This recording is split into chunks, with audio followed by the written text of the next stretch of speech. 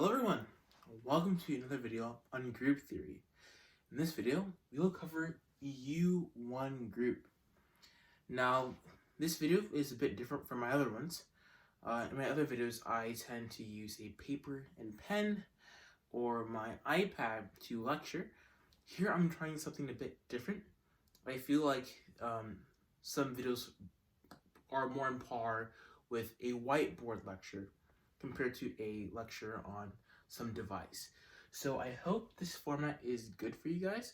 If you guys have any positive criticism or some positive feedback to share, I will appreciate that.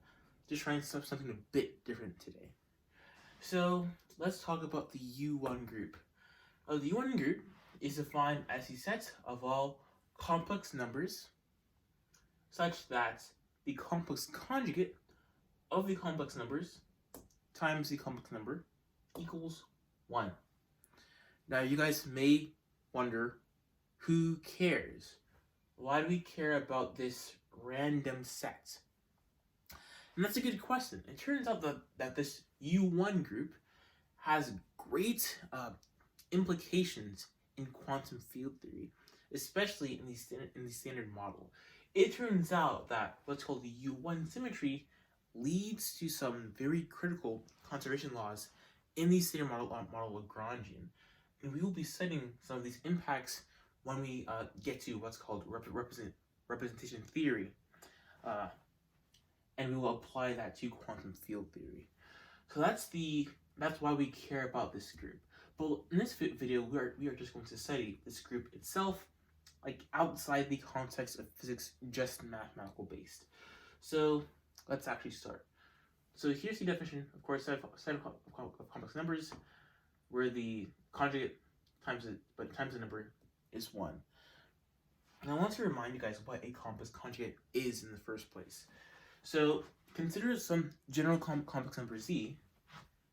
We can write that as z equals a plus bi, where a is the real part and b is also, well, a is real and b is real, right?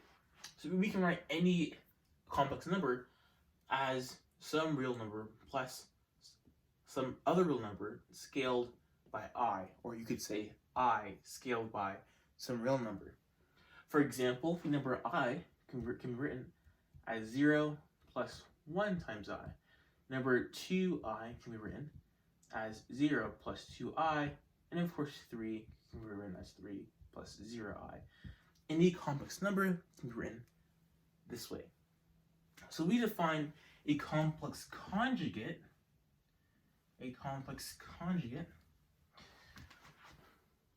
of some complex number as being a minus bi. So all we do is we flip the sign of the complex part. So say we had some other complex number, let's just call it q, equals, say, l plus it, or sorry, l minus it. The complex conjugate of q would be, you guessed it, l plus it. All we do here is we just change the sign of the complex part. Here it was a minus, now it is a plus. All right? So that's what a complex conjugate is. Now, when we multiply complex vectors and complex numbers, we use the complex conjugate. So like the dot product, like you would see in complex analysis or just dot product in general, if you want to take the dot product of two complex vectors, you would take the complex conjugate of some vector dotted with some other vector, right? We don't use v dot w. If v and w are both complex, we have to take the complex conjugate of v, or even if one of them is non-trivially complex, we'd still have to take the complex conjugate of this v. Okay, so all of that was just, more like background stuff. Let's actually study U1 itself. So, sort of ironic, before we study U1 itself, let's cover rotations in the real plane. Or just rotations for vectors in general. So what is a rotation? What is a rotation? Well, let's think about this. Let's study R2. Everything we say here generalizes to any dimension, but R2 is always a nice start to start with. So you have some vector in R2, some R2 vector. What does it mean to rotate this vector? Well, you might say that's a silly question. You just rotate the vector, we just move it around the origin in this case. For example, this, we can just rotate this vector 90 degrees to get this vector, this crooked vector over here. Let's call this vector v prime. Right? We can rotate this again to get some vector. Let's call this vector v prime prime. And with some rotation, we can get back to v, which would be 360 degrees around the origin. But how can we make this intuition rigorous into mathematics? Well, if you notice, when we rotate a vector, and we are speaking of purely rotating a vector, no scaling going on here. When we just rotate a vector, well, the scaling will be 1. But when there's no non-trivial scaling, and we have a pure rotation, the length of the vector stays the same, right? If I have a vector and I rotate it, the length is the same. So we can define rotations. A rotation of some vector v is some linear map. Some linear map that preserves the length. Right? Since if I were to rotate some vector, to get a new vector, the length has to be the same, right? If the length grows by some amount, it's not a pure rotation. We are only speaking of pure rotations in this context.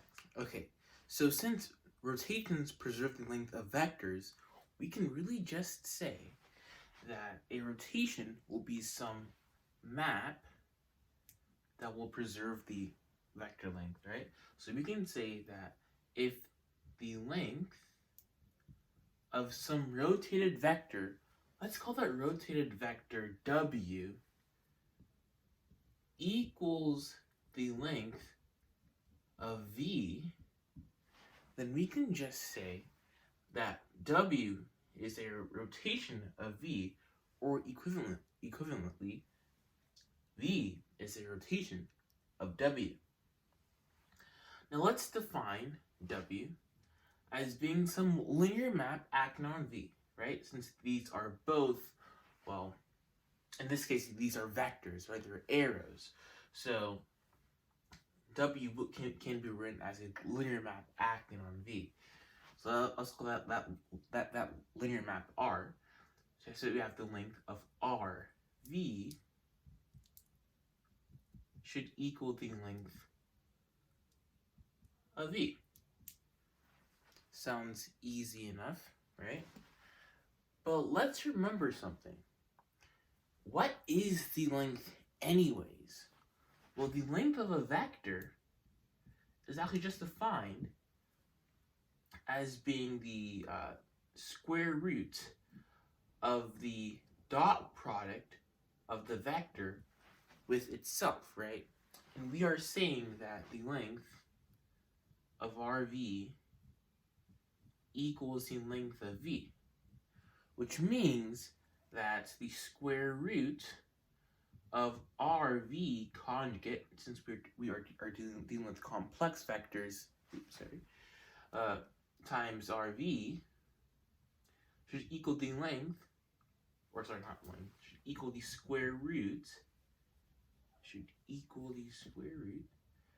of V conjugate V. We can just square both sides, we get the RV conjugate times RV equals V conjugate V. And we get R conjugate R, V conjugate V equals V conjugate V. Alright, so what we've done here, so we've just shown that we can equivalently say that rotations preserve the dot product of vectors. Since the length is just defined as the square root of the dot product of these vectors, this is really just W conjugate, and this is W, remember that, right? So really, rotations preserve the dot product as well, since for the length to be preserved, the dot product must also be preserved, since the length is the square root of the dot product of the vectors with themselves. And if I didn't make that clear yet, W is being defined as RV. And R is just some linear map. Alright? And we've just derived a relation here. We found that R conjugate R, V conjugate V, equals V conjugate V. Well, here is V conjugate V, right? So this has to be 1 in order for these two to be the same, right? So we have just found that R conjugate R should just give us 1.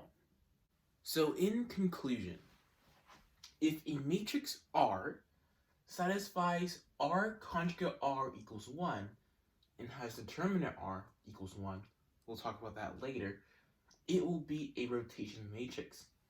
So here we just have, now also, these are matrices, by the way. The reason being is that vectors have matrix components, right? So if we were to have a linear map acting on a vector, and the vector is just like some, column matrix, that linear map will be a matrix as well. That's why we have matrix R, since vectors are transformed by matrices. So it has a determinant R equals 1, it will be a rotation matrix.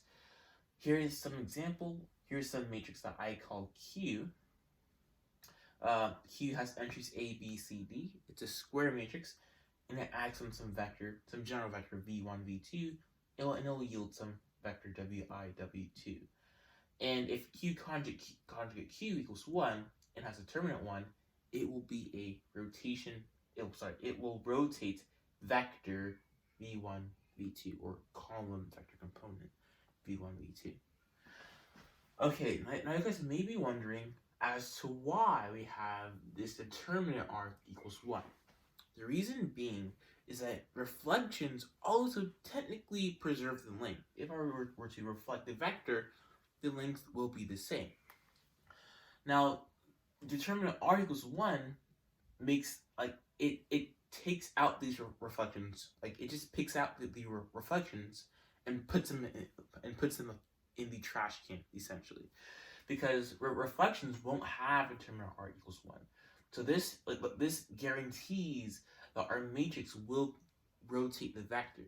Now, this isn't a very big deal because if all of our vectors are centered at the origin, which they all will be for the context of this entire series, we don't actually need this condition, because any reflection will also be a rotation.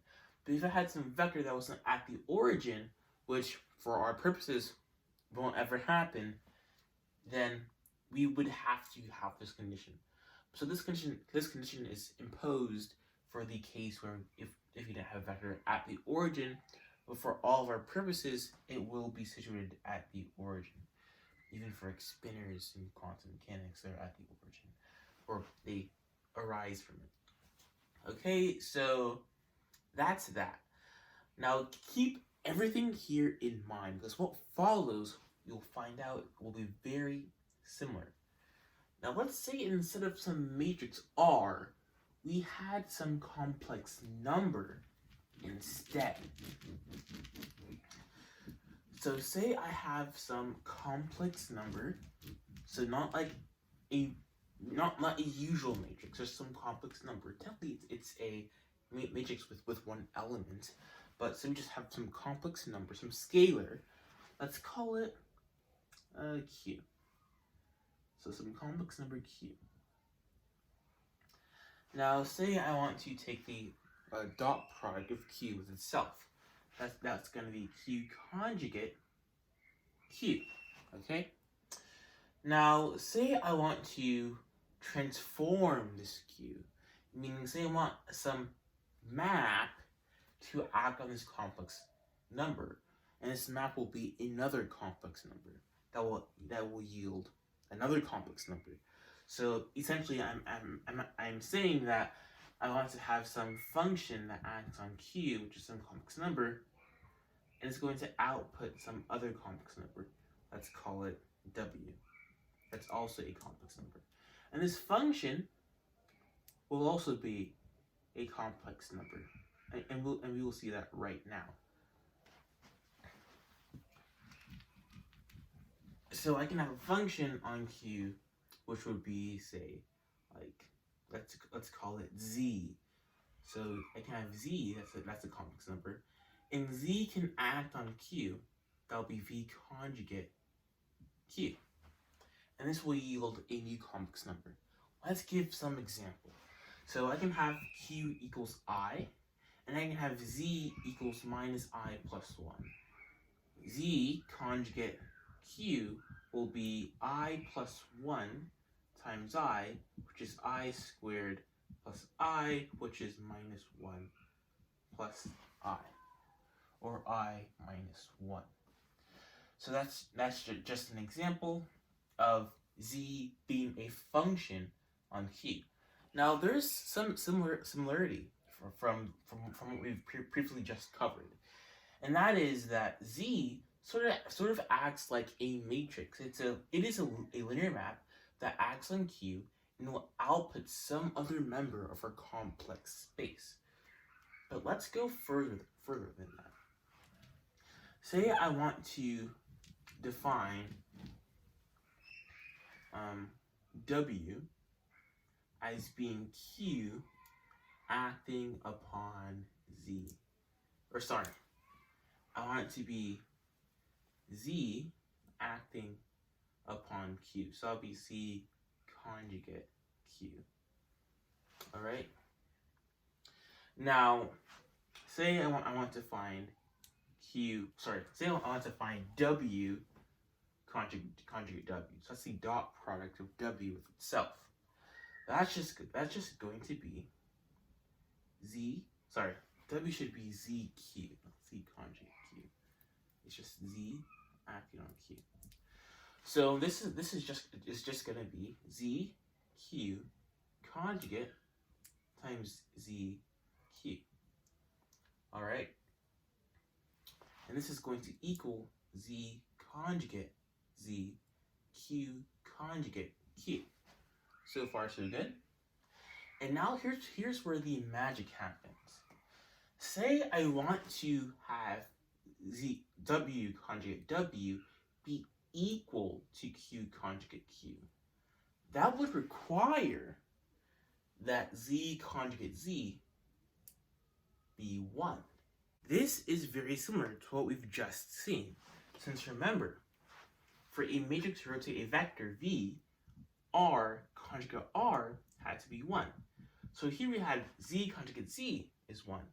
So in a way, the complex number Z sort of rotates the vector Q.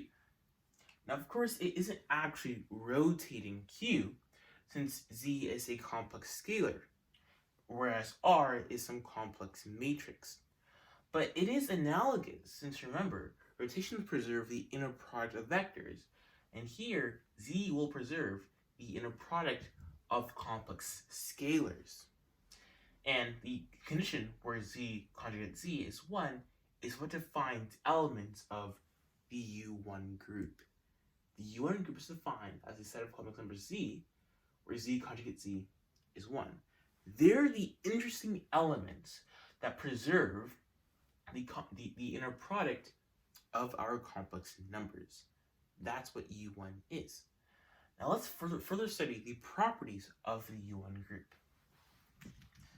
Now, we know that any complex number can be written as A plus BI.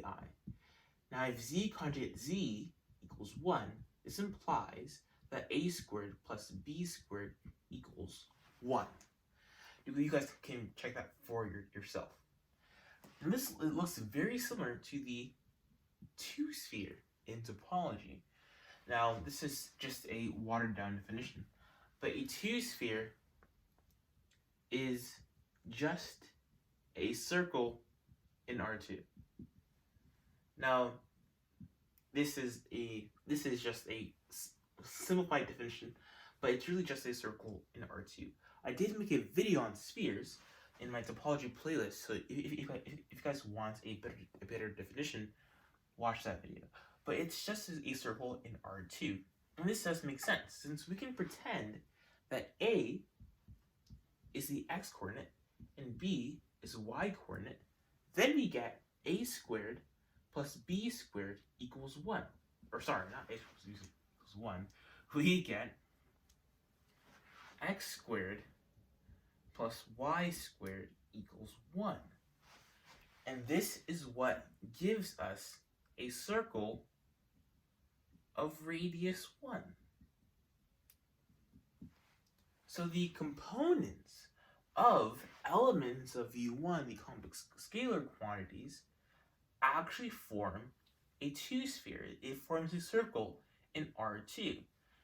This is a very profound discovery, since we've just shown that the two-sphere is actually related to a group. In some way, it has what's called a group structure, since the elements of the U1 group have components that form a two-sphere.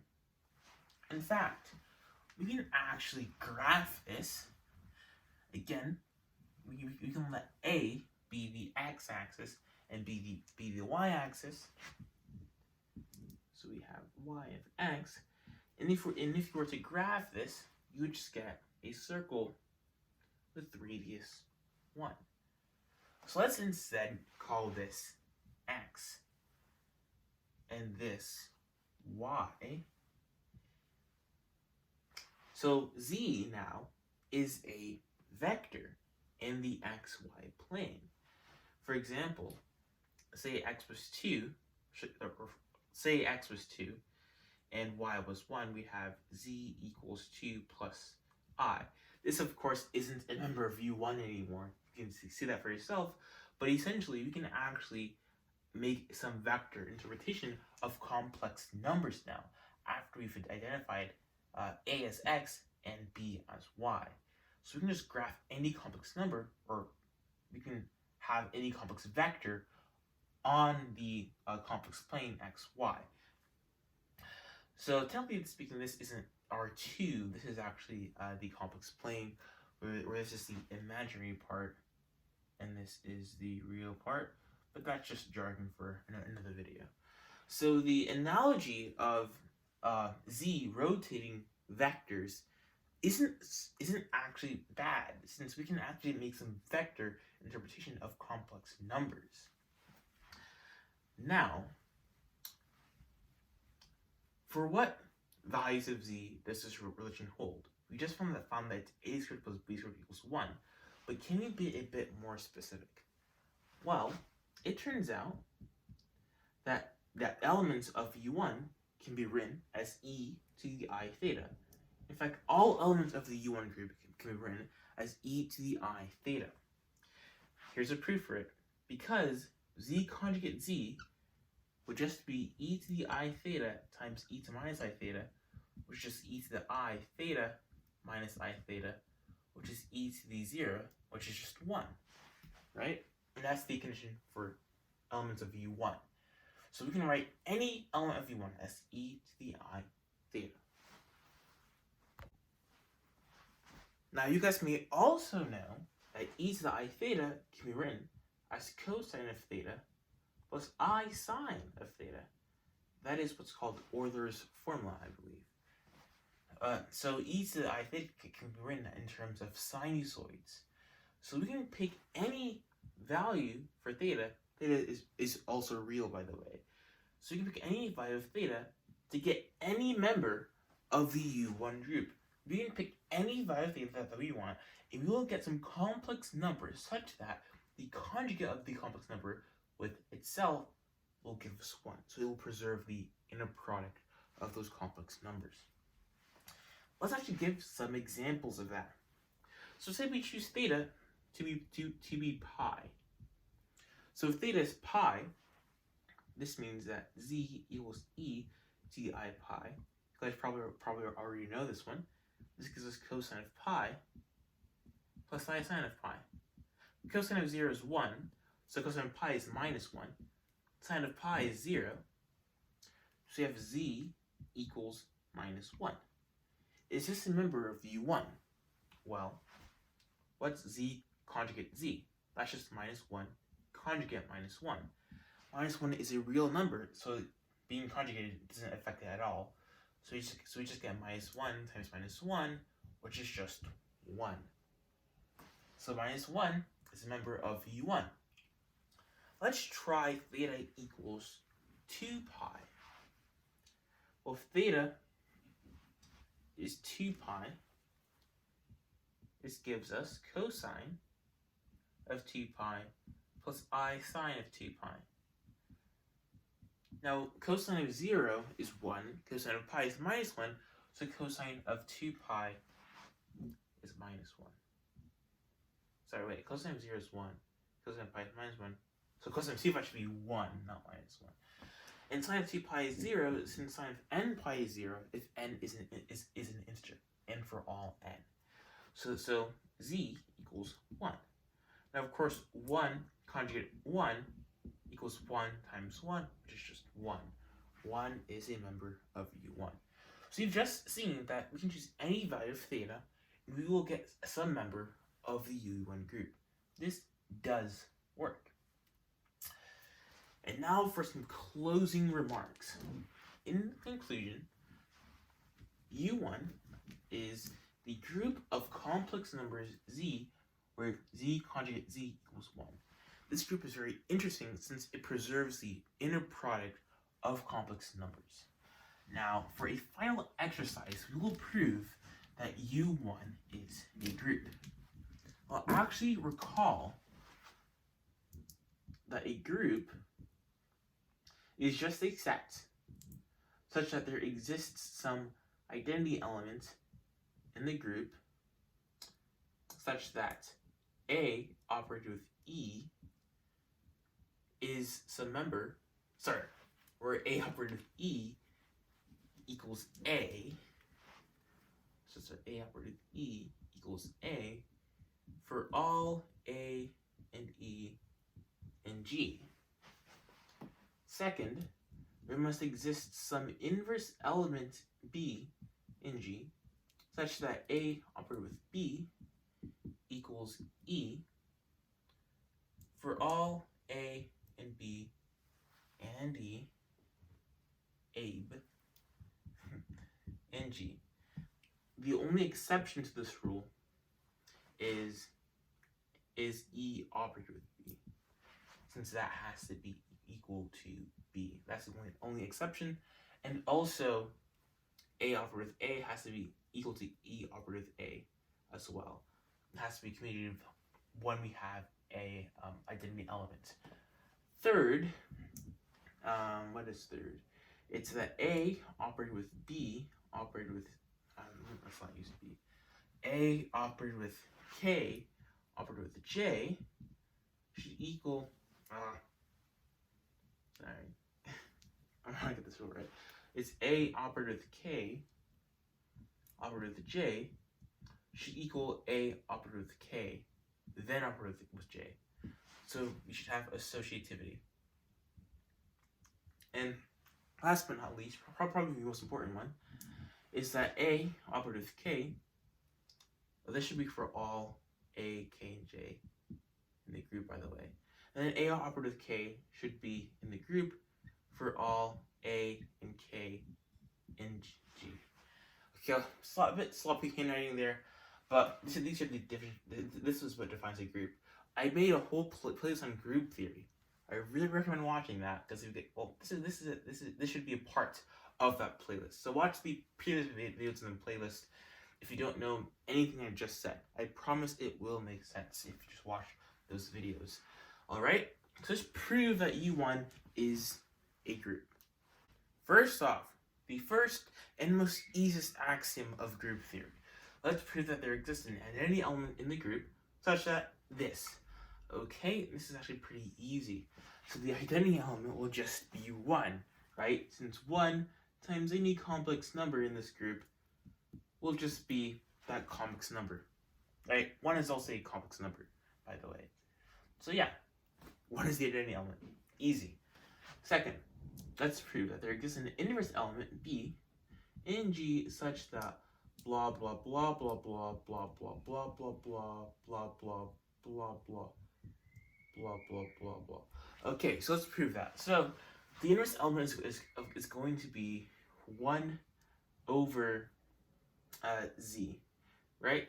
Since 1 over z conjugate times 1 over times the complex number z, that will just give us 1 since the conjugate over z is 1. Third axiom. Let's prove that it is associative. I'm not gonna write the whole thing out. So let's just prove that it's associative. Proof is sort of is trivial, sort of. It's because if you take any element, let me just call it like z1, z1 conjugate z2, right? And then we do times z3. It will affect us if we instead do z1, z2 conjugate z3, since multiplication is associative. And then lastly, 4, we have to prove that it's closed. So say I have, let's call it A and F, and they're members of U1. We have to prove that A conjugate F, I think our operation is actually just multiplication, I believe. I'd have to double check on that. I think you have to prove that A times F, actually, it should be A times F, is also some member of U1. So let's prove that A times F is a member of U1, meaning that A conjugate AF should give us 1. Let's prove that right now. Alright, so what is AF conjugate? That's just A conjugate F conjugate. And what is AF? That's just A times F, right? So this is just A conjugate A, F conjugate F. These are 1 by definition. So this means that A and F are closed under the operation. By the way, the operation should be just normal multiplication. It doesn't have to be the conjugate. Alright, and yeah, that is it. We just proved that U1 is a group. And that concludes this video. But before we end off, I want to give a bit of a challenge problem for you guys. So we learned that U1 describes or can describe rotations in the 2D complex plane. Sorry if I seem to imply real plane. I did really mean the 2D complex plane. The real plane was just really an analogy. So U1 it gives us rotations in the 2D complex plane. Okay, so what group then gives us rotations in the 3D complex plane? So what group of, it should be complex something, might be numbers, might be matrices, might be anything. What group will actually give us rotations, or sorry, let me just spoil it for you guys. What group of complex numbers will give us rotations in the 3D complex plane? If the group of single complex numbers, Z, gives us rotations in the 2D plane, but what complex numbers will give us rotations in the 3D plane? Spoiler alert, the problem is non-trivial. So try to work on that for your homework. And one extra thing, so U1 is, he said, it's just this, right? We can generalize this to UN, which will be n by n unitary matrices, which just mean that it's just the same thing here, but it's a matrix instead of a complex number. So we can just generalize this to un. You can also have matrices that have determinant 1, like we said before. That would be SUN. We can choose n to be 2, so 2 by 2 matrices to have SU2. That's for a future video, so yeah, just sort of like teasing what we will go over in the future. I actually did make a video on SU2. I recommend watching that one. And yeah, that concludes our video. Have a great day. Bye.